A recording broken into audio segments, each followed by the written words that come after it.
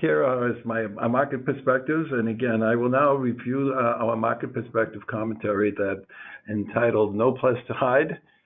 Where is it? Right here. There it is. No Place to Hide, and it was published January 2nd this year. Okay, so a quick overview. The market experienced unprecedented volatility in the quarter, and I'm going to focus on this volatility as a kind of teaching idea for understanding better how capital markets really work. We're going to focus on the end of December volatility for understanding the nature of financial markets, which is something I'm very interested in, and also I'm going to review major domestic and global market risks for the new year. Okay, so the quarter ended with the longest bull market in financial history with one terrific bang. December was the worst performing month since the Great Depression, and we've been waiting for it, of course, and then the year was the worst performing since 2008. So the year end was major equity indices closed at near, not quite, almost bear market at levels. And this was a marked contrast to what had been happening during the year when we had a 10% gain only as late as September 20th. The quarter was notable for almost unprecedented market volatility, and from a long-term perspective, returns over the 2- and 5-year period, however, was not that depressing. Things have been going very, very well for capital markets until this last quarter. So there was really no place to hide. That's the title of the commentary. Normally, at least one major category of global investments is positive, someplace, somewhere, right? Well, and global stock markets performed twice as worse, or even worse than twice as worse than the U.S. index. And during the year, lots of things going on in the commodity area. The oil and copper swung from gains to losses. Bond indices were negative and neutral. And so Robert found one of the few assets that actually beat cash at cocoa. And I'm sure all of you were well invested in cocoa during the beginning of the year. The only asset that actually beat cash. So the fall in prices was not that surprising to all of us here. The third quarter commentary, you can go back and look at it, talked a lot about investor complacency. There has been a long-term norm of steady gains with relatively few interruptions, the presumption of almost Goldilocks in the era of quantitative easing, gold, government, corporate financial management, particularly with respect to the world economy. But there were a number of potential economic and financial disruptive factors that continued to pile up as we started into the fourth quarter. How long could the market last and ignore a no longer accommodative Fed, threats of government shutdowns, inflation fears, domestic and global political dysfunction, covers many things, tepid and negative international economic and market data. So the final moments of the fourth quarter was actually a point of major investor sentiment disequilibrium. Markets dramatically acknowledged the accumulating but largely ignored up until then bad news. It was all of a sudden and totally comprehensive. Never before seen market volatility. It's just amazing. A 700-point decline in the Dow one day, followed by a 1,000-point rise the following day, followed by a 600-point decline the following day until it rose intraday to 200 at the end. So it was a dizzying, disoriented investment moment. How do we understand such persistent, dramatic volatility? It really raises a lot of issues like, is cash ultimately the only safe financial asset? And the idea of academic equilibrium theories seem to be very, very far removed from financial reality. Okay. So one explanation, program trading. Okay. 85% of all trading on the New York Stock Exchange is said to be program trading. And it's clearly a very convenient rationale for waves of rising and falling stock prices over short time periods. And of course, as we all know, there's many rule-based, model, and passive index strategies that are prevalent in exchange trading. And they often they can result certainly in trade herding over short periods. But the persistent volatility during these 3 days included changes in direction, as well as the magnitude of the observed. So It's not really very consistent with examples of bursts of computer-driven volatility that tends to be relatively short-lived. And then, are financial markets a leading indicator? Well, if they are a leading indicator, then in this extraordinary volatility may be a precursor to a recession very near term. However, such a relationship is often contradicted in actual experience. And financial markets reflect investment sentiment. Yeah, economics is much more representative of cost of production and cost of things. So economists largely agree that the American economy is very healthy as well. So that doesn't seem like the right answer. And now an academic rationale. I'm sure many of you have heard of behavioral finance, which is a fairly popular academic theory of how capital markets function. And it's very useful as a rationale for how to explain patterns of behavior. And patterns of behavior like small cap, book to price, earnings to price, momentum, and all kinds of things, factors that exist or seem to exist in capital markets. And in this view, the capital markets are presumed to reflect anomalous behavior that are due to irrational investors, whatever they are. These are people, I guess, who don't mind losing money. I don't know what they are. Well, anyway, behavioral issues may be useful when analyzing various persistent long-term patterns. It's not a theory of market volatility. So I think this is an important teaching experience, and this is what I'm going to focus on now. It's hard to explain eruptions of volatility that observed in December are rare, but they are not unique. If you all remember the great old days of October 1987, when market indices dropped 22% in a single day. That was quite a special day for all of us in the market. I was there, as a matter of fact. So, and in the case of volcanic eruptions, understanding principles of how plates move around on Earth, these extraordinary events often provide a deeper understanding of the fundamental nature of capital markets that's usually invisible during more normal periods. But it seems to me that a new theory of behavior capital markets may be in order. Okay. So I have been working on a framework for a revisionist theory of financial markets in 5 videotape lectures on finances frontier, as I called it, for the CFA Society Boston last spring, and I will be repeating it this spring. The objective had to do with trying to understand in unstable markets, behaviorally inconsistent theory, and ineffective active management with more realistic theory and up-to-date technology. A discussion of the rationales of these 5 lectures are well beyond the scope of this quarterly commentary, but in this presentation, I want to provide a simple illustration of an alternative framework for understanding the behavior of financial markets that is consistent with recently experienced volatility, a way of explaining it. So it goes back to one of the great lines of 20th century finance, Frank Knight, who used to be at the University of Chicago, and his classic book, Risk and Uncertainty. And Knight provides 3 levels of rational decision-making under uncertainty for game, insurance, and financial markets. And the implication here is that financial markets are fundamentally unstable due to the character of investor forecast certainty. Games. The outcome of a play of a game, such as roulette, for example, is totally unknown, but the odds and the long-term behavior can be estimated with great precision. So that's one kind of uncertainty, certainly not the kind of uncertainty associated with financial markets. And then insurance. The estimation of the cost of fire insurance, for example, for a particular group in a particular area can be approximated quite reliably with the analysis of historical data of some period of time. So insurance companies make a great deal of profit, and this is how they do it. But what about investing? Okay, the probability of success of a firm's investment in a new project is fundamentally unknowable.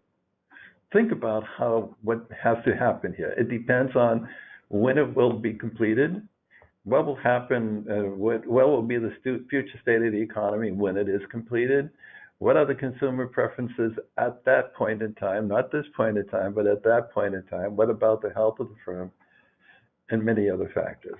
So Frank Knight makes the case that there are these basically unknowable issues that has to do with how financial markets work.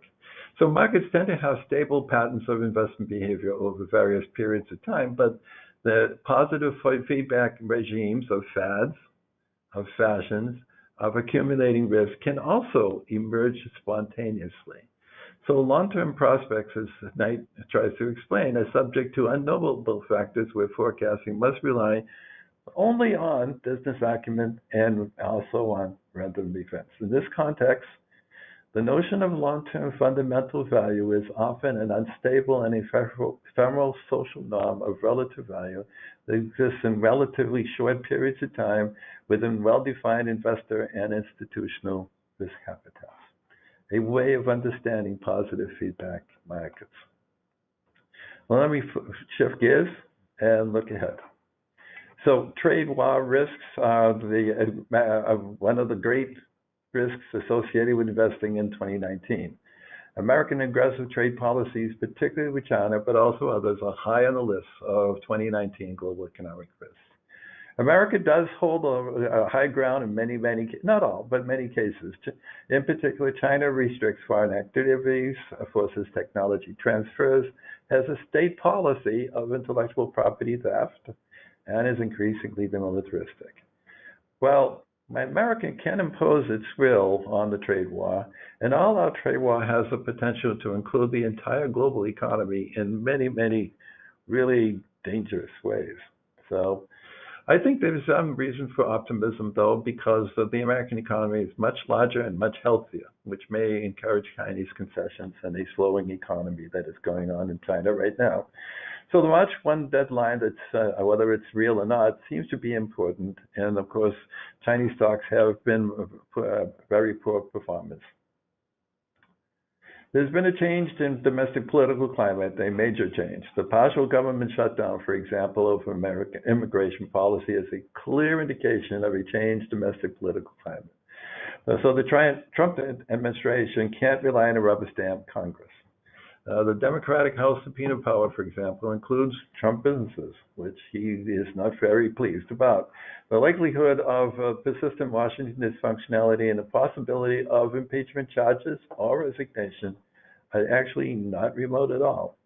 So the problems of the administration's political unreliability is another serious issue.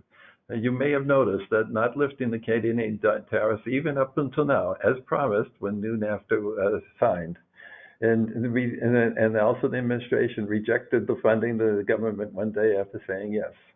And then we have the Mueller indictments, the convictions, the plea deals, etc., for that's going on. And then we have the Federal Reserve, Fed fund rate policy. In December, the Federal Reserve raised the fund rate at least two, and expected two more hikes in 2019 and followed one in 2020. So the Fed policy for the Fed funds rate is part of the canon of modern economics. The Fed is following the concept of the so-called natural and neutral Fed funds rate, estimated to be, of course, who knows for sure, 3%, where inflation is largely controlled. And we have to remember, this is the same macroeconomic theory that saved the American economy from falling into a depression in 2008, 2009. It might have saved it in 1929 and 1930 as well, but it wasn't available. For many, the Fed seems oblivious to the market, unfortunately. The risk of a tightening monetary policy and severely declining markets is actually unknown, okay? And it is also inconsistent with political interests of supporting a rising stock market. So we have some issues here that are not totally, which are currently unresolved. And then we have these social media abuses, Facebook, Twitter, Google, and they were found to have facilitated American political divisiveness and election meddling by default, usually, but not always, and sometimes by design, during the 2016 election and the 2018 election as well. So the problems include ignoring spread of misinformation, hoaxes, and abusive behavior. It's really a serious issue here. And of course, we also know about the Cambridge Analytica access to data of millions of Americans, and not being very forthcoming of failures for business reasons. The executives have largely acknowledged the seriousness of the issues at this point in time and have implemented better monitoring technology for eliminating fake accounts and profilings. But we still have an unknown threat level, and it's an ongoing problem. And finally, given the wide range of domestic risk, I sometimes think, well, why do I care about geopolitical global risk? Because there's so many risks here in the United States. But Brexit, which is going on right now, and the arguments are going out right now whether it will happen and if will, under what conditions, is the uncertain issue here. While Brexit may not be the negative factor feared, I don't think it is. It will alter trade patterns, and it will precipitate economic disruption for at least some time to come. And while the Fed is then transitioning to a hands-off monetary policy, Eurozone monetary policy is behind the curve with the Fed, with the economy and much more guarded. It's much more difficult for the ECB, the European Central Bank, for economic governance than for the Fed. And then, of course, there remains a number of unresolved Eurozone Trump administration tariff issues. One problem that gets almost no media at all is the growing federal debt and costs of interest that are becoming a major but largely politically ignored concern. But just a few updates from the marketing team. So we do, as always, want to remind you of the team that's here to support you in all of your needs. So David Schubach is our boots on the ground. He has met with many of you in person and will continue to work with you in person in your offices, on the road. Nick Lamb and myself are mainly here in the Boston office to support you, answer any questions, or provide any materials that you might need. So please feel free to reach out to any of the three of us if you do have any questions coming off of this presentation or in general. As always, I encourage you to take advantage of our advisor portal, Frontier Advisor, which is really designed to be a one-stop resource center for advisors. It features marketing materials and performance analytics, and as of fairly recently, our new proposal engine, which is located under the Tools tab of Frontier Advisor and is there to help you run custom proposals for your clients that feature both detailed portfolio analytics as well as comprehensive educational material that you can leave with your clients. So I would encourage all of you to take a look at that if you haven't already. You can sign up for a trial of Frontier Advisor. If you just go and click on the registration tab, I encourage all of you to take advantage of it. It's a great resource. And then just a few upcoming events that I do want to highlight before we wrap up. We have two upcoming webinars. The first is an introductory webinar. So if you'd like a deeper dive on New Frontiers investment philosophy and process, Robert will be presenting that on the 24th. And then next month, if the teaser that Dick provided today, looking at his new research, piqued your interest, I would encourage you to join us for the research webinar on February 19th, looking at finance's wrong turns. That will be Dick's new research, and it's really exciting, and I would encourage all of you to join us for it. And then two upcoming in-person events. The first is in March, so it's coming right up. It is an asset allocation masterclass. So for those of you who are portfolio managers, who are interested in learning more about asset allocation in practice and specifically New Frontiers asset allocation technology, that's going to be a wonderful opportunity to work with Robert and look at asset allocation in practice and how our patented technology can help you with that. And then in June, so a little bit further out, we have a research conference that again will be looking at that finance's wrong turns research that was the basis of a 5-lecture course sponsored by the CFA Society Boston that Dick presented last year. So that's going to be another exciting opportunity. So I encourage all of you to keep an eye out for additional mailings about these events. We will be sending them to you soon. So keep an eye on your inbox. And yeah, I had just one more comment before we leave. Okay, I have two things to say. The February 19th presentation here of our research, it will be a 1-hour presentation. It will be kind of an introduction to the more general Research Conference, which will be an all-day conference here in Boston on June 11th. So it's a kind of taste of the issues versus a really in-depth exploration. Thank you so much for being part of our quarterly webinar. And anything more to say, Margaret? Thank you all so much for your time, and we will see you on the next webinar.